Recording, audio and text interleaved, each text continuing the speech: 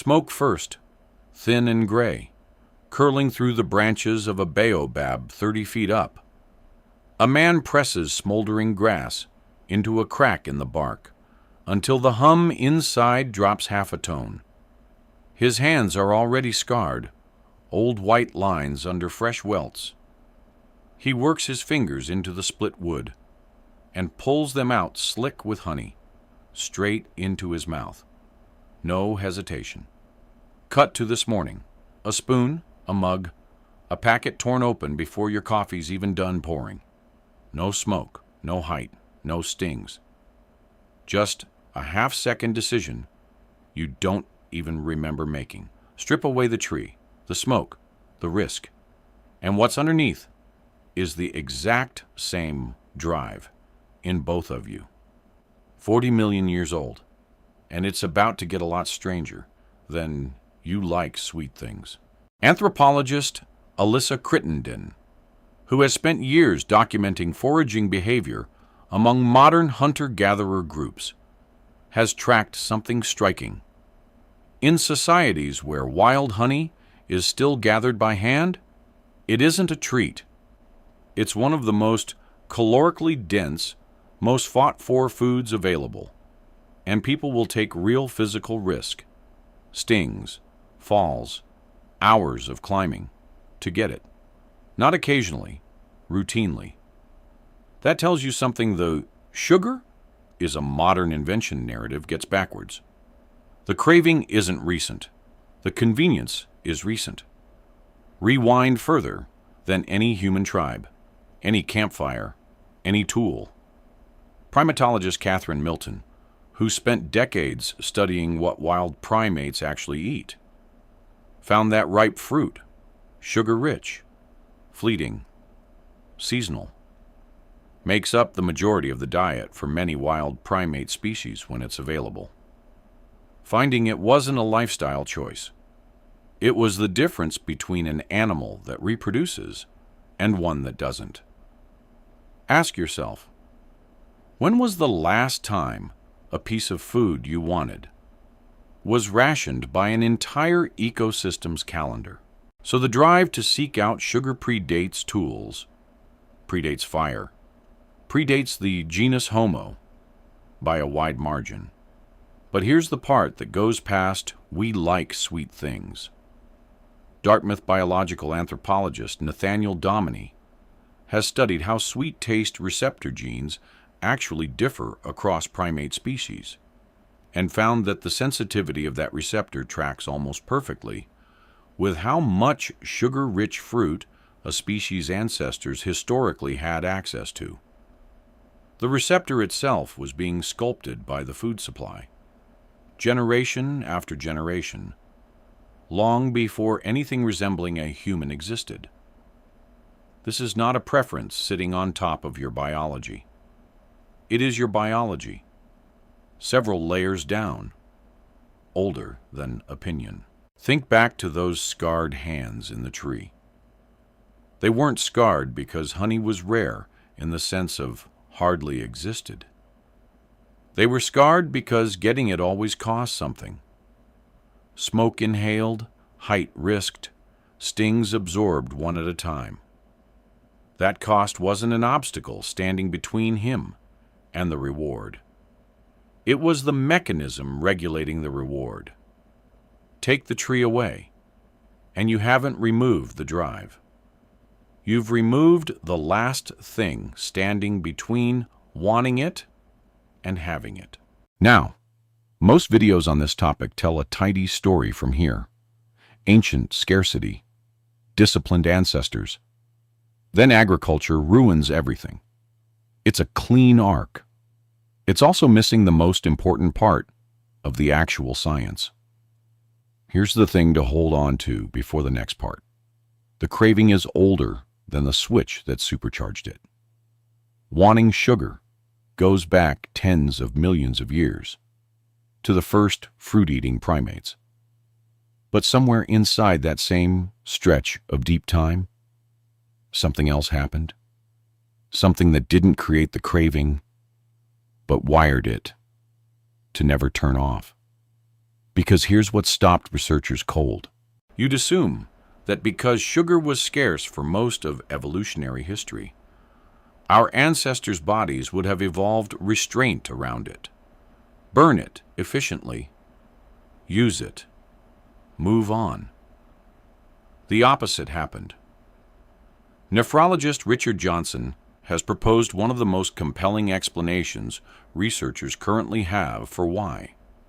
He traced the story back roughly 15 to 20 million years to a genetic mutation in the ancestors of modern apes that disabled the enzyme responsible for breaking down uric acid.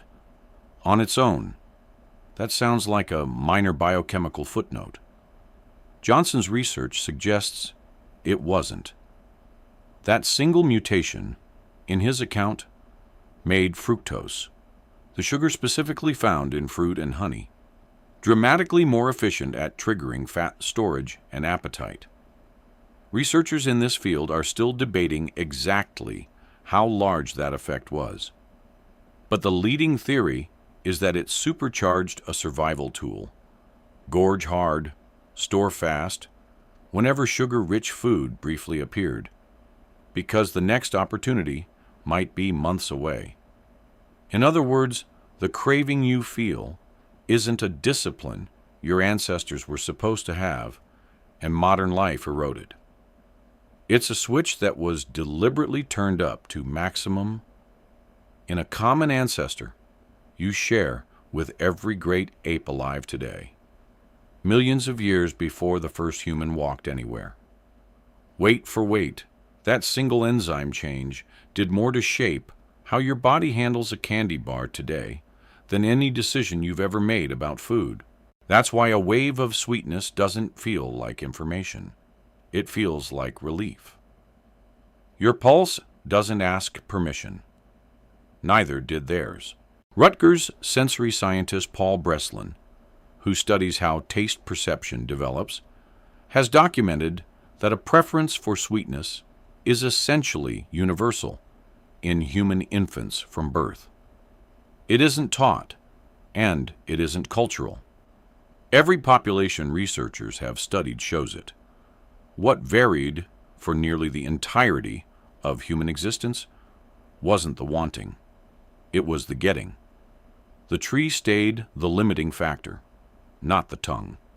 Everything from here, farms, ships, empires, factories, is the story of someone, somewhere, working out how to hand you that reward without you ever having to climb, or bleed, or wait for it.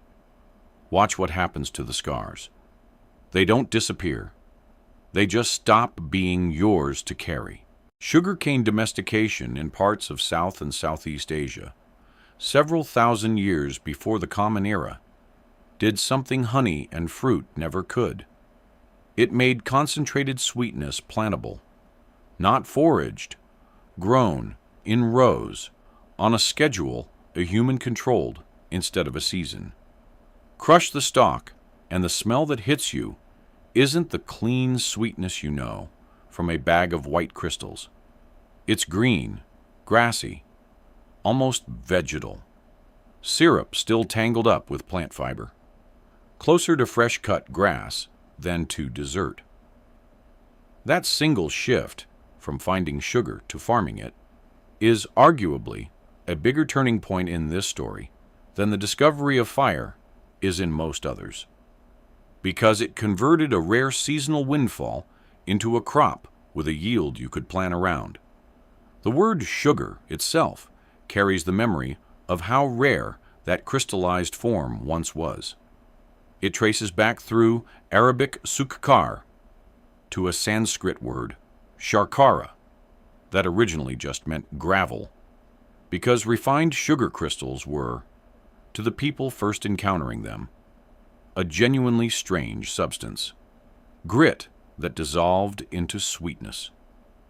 A related word tells the same story a different way. Candy comes from the Arabic kondi, itself borrowed from a Sanskrit term for a solid piece of crystallized sugar.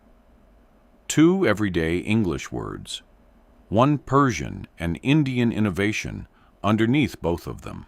That innovation didn't stay put. Refining techniques for turning raw cane juice into solid, storable sugar. Spread west through Persia and the wider Islamic world over the medieval centuries. Carried along the same trade routes as spices and silk.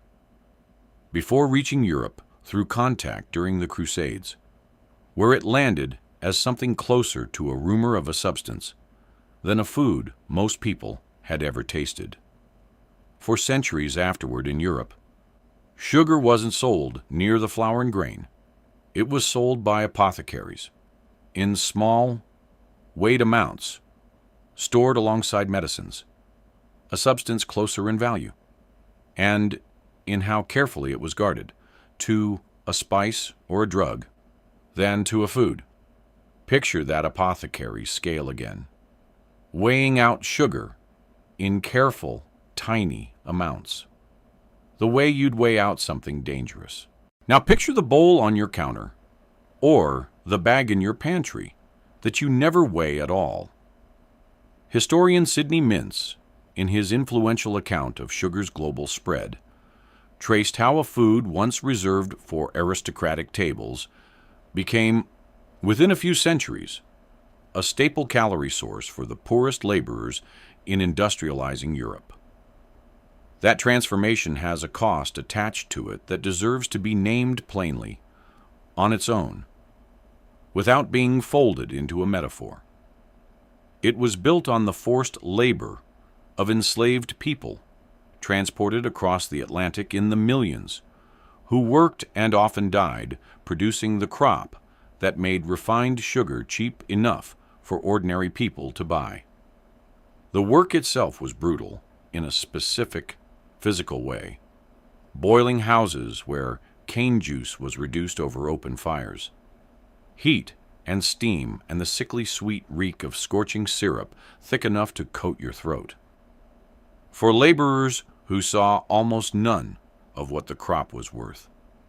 By the late 1700s, the Caribbean colony of Saint-Domingue, sugar-rich, worked almost entirely by enslaved labor, was so profitable that it was producing a substantial share of all the sugar consumed in Europe. In 1804, the people enslaved there overthrew that system entirely, founding Haiti as the first nation born from a successful uprising of enslaved people.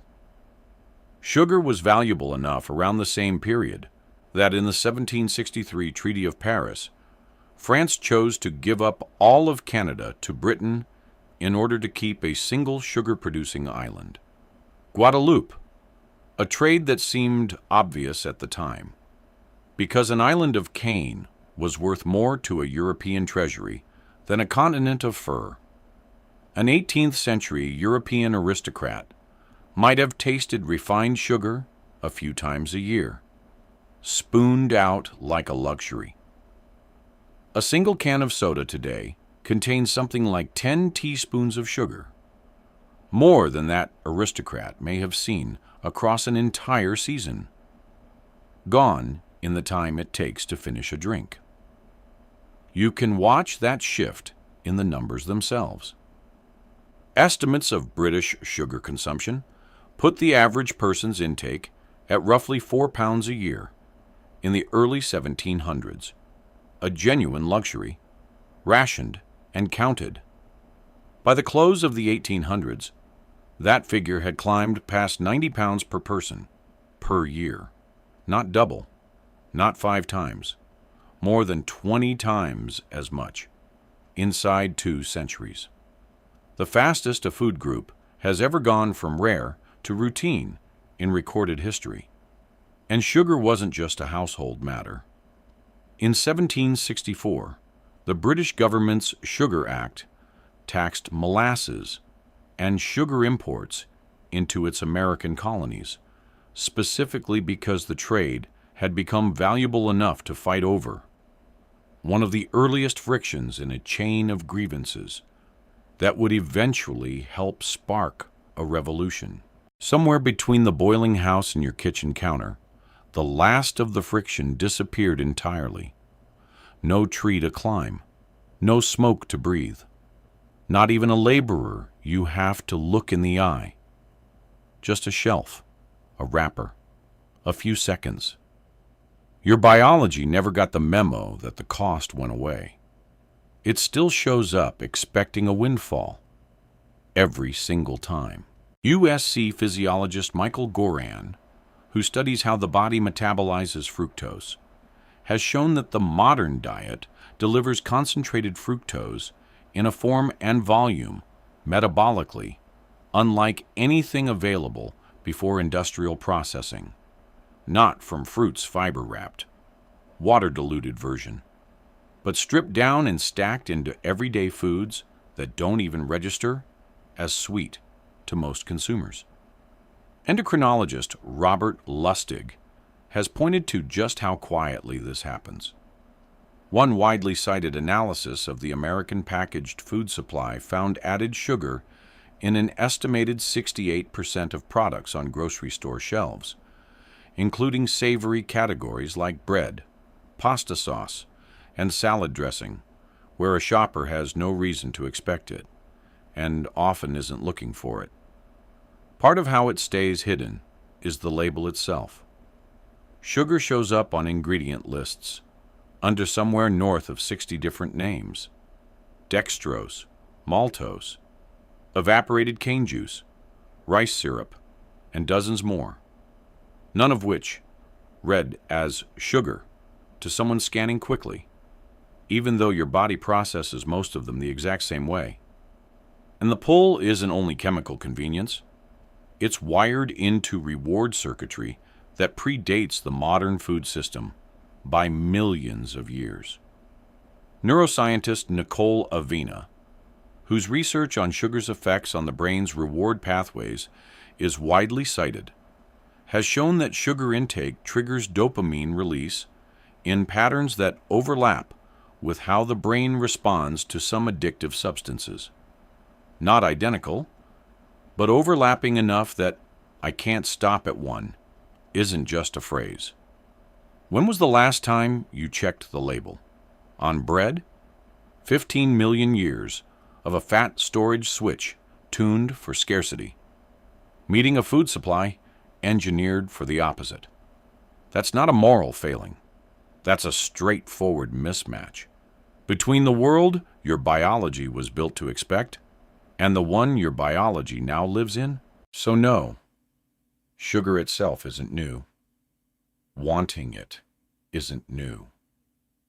Even the mechanism that makes your body cling to it is old enough to predate every human language, every human tool, every human being who has ever lived.